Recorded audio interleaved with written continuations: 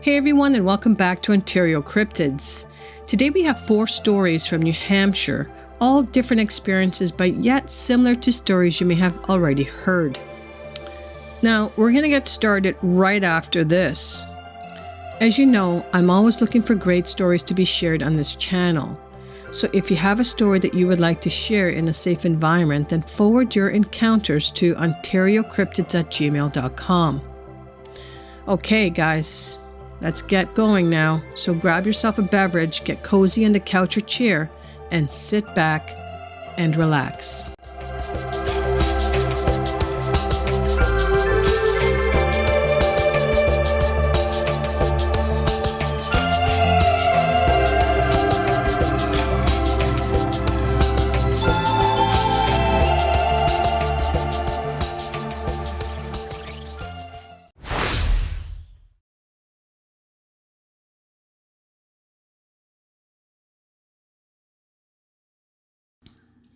Alright, so this first encounter takes place in the winter of 2001, and it takes place on March the 11th in Grafton County, New Hampshire. The nearest town is Waterville Valley, but this took place while they were camping up in the White Mountains. While camping in the White Mountains of New Hampshire in March of 2001, I came across a bipedal print in heavy snow. Each footprint was about 18 inches long by 8 inches wide, and the strides were 24 to 30 inches between each print. They were located in 100 or 150 yards off of a snowmobile trail and went even deeper. This was where I was camping for 3 days, so I did not want to put any thought into what made these prints. However, after considerable thought about the circumstances, my observations about the environment make the tracks interesting. In March of 2001, there was fairly heavy snow, ranging from 3 to 4 feet deep. The week before the camping trip, it was very warm, so the snow began to melt. There was still snow, so when it got cold again the next week, there was an inch or so of ice on top of the snow.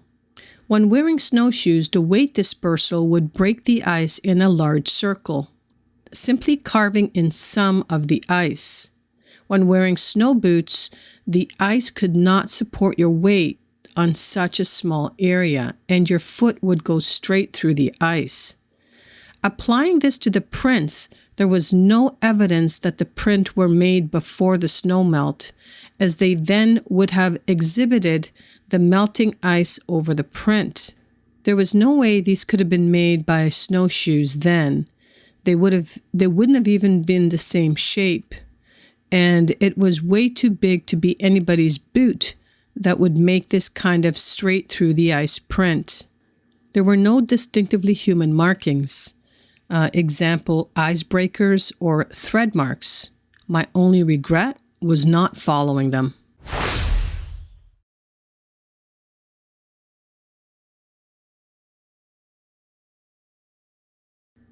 Okay, so this one also took place in the winter of 2001, but it took place on January 10th. It was in Merrimack County, New Hampshire, and the nearest town is Loudon. Well, it was a few weeks ago in Loudon, New Hampshire. Me and my wife had just settled into a house nestled next to a farm. It was nighttime, no real overcast or anything. From inside the house, we heard what we thought was barking constantly. We owned several dogs, so we were used to the barking. This continued for about an hour or two, then it quieted down. Later on that evening, about 2 a.m. or so, we heard this most blood-curdling sound ever. The only way I can describe it was about 20 dogs all screaming and yelping at once in a shrill, chorused scream. We haven't heard it again, but it came from across the farmer's field in the woods across from the speedway. I'd have to say the date was around January the 10th or so. We have heard other things too and seen plenty of deer, but never heading across the field. We don't know what it was and did not see it at all. We have seen shadows move down the dirt road we live on, but figured it was just someone walking up the road. Maybe we're just paranoid, but I've lived in the woods here a long time, and I've never heard anything like that before.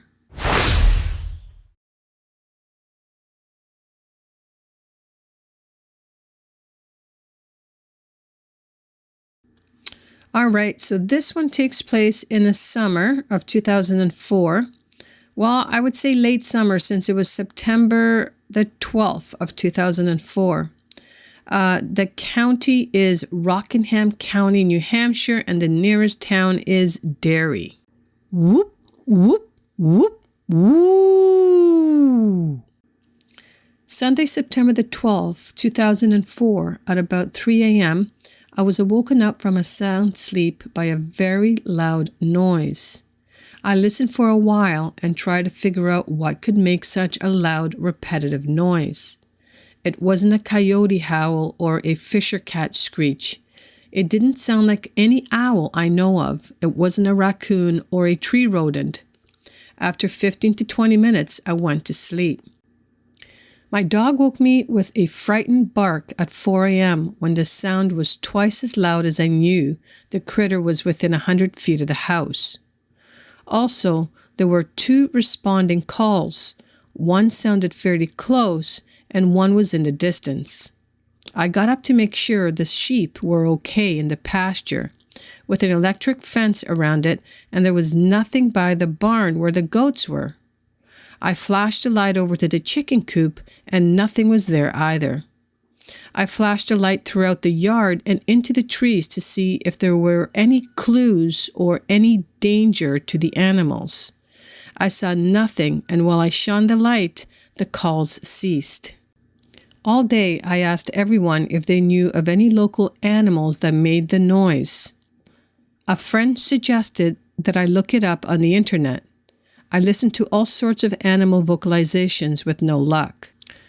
When I finally typed in the words of the actual sound, it was an identical match to this site. I'm not saying I had a Bigfoot encounter, but I definitely encountered whatever the campers up in Lincoln, New Hampshire encountered last summer. There may be a rational explanation, and someone may know of an indigenous animal that makes that sound. And trust that I will still try to find out what it is, but the sound will resonate in my memory, as it was like no other animal bird I have ever heard. It was not too fast, not garbled. It was incredibly loud and clear, and my dogs were very nervous.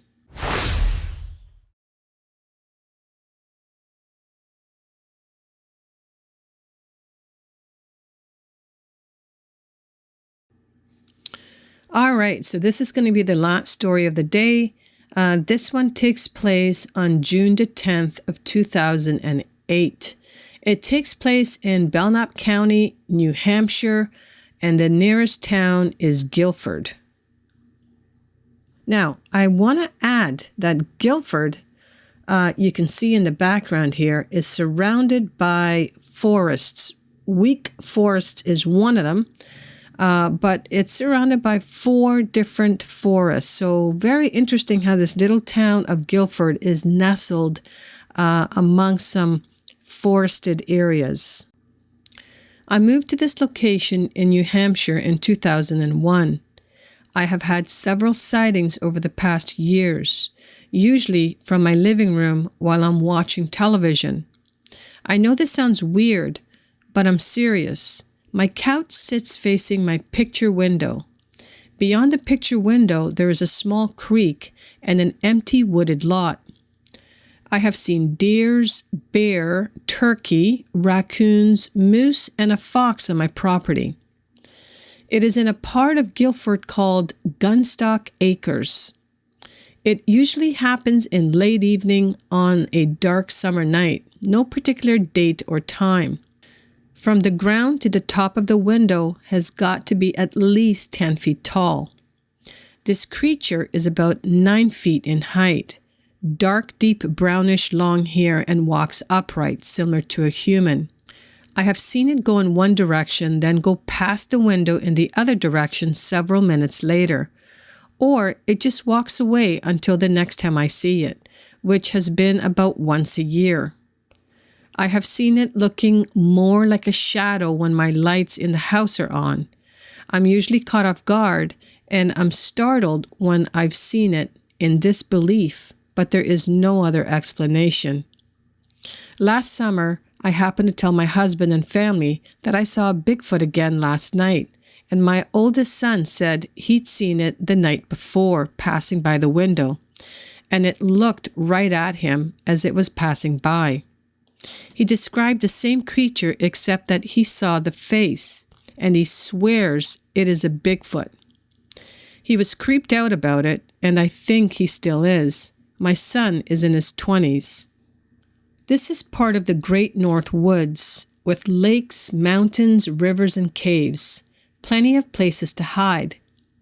I have heard strange grunting noises, tree limbs breaking, screams, and walking sounds through my wooded lot.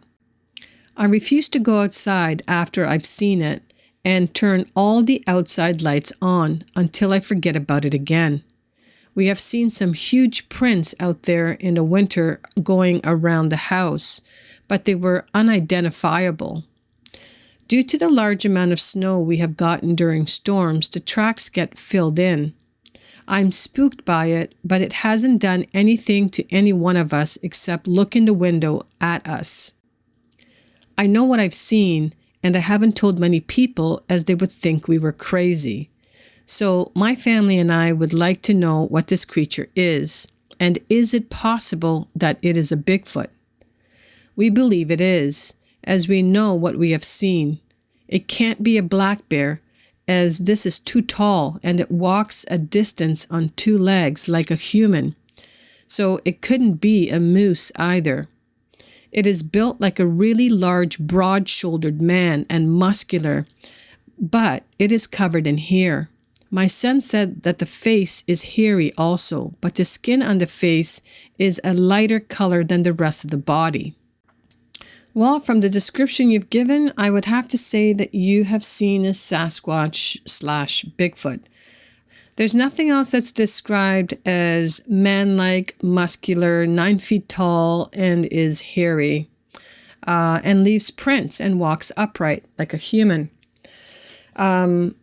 Well, there is a dog man, but then the face that the son gave didn't say anything about having a dog-like looking face. So it would have to be a Sasquatch or a Bigfoot.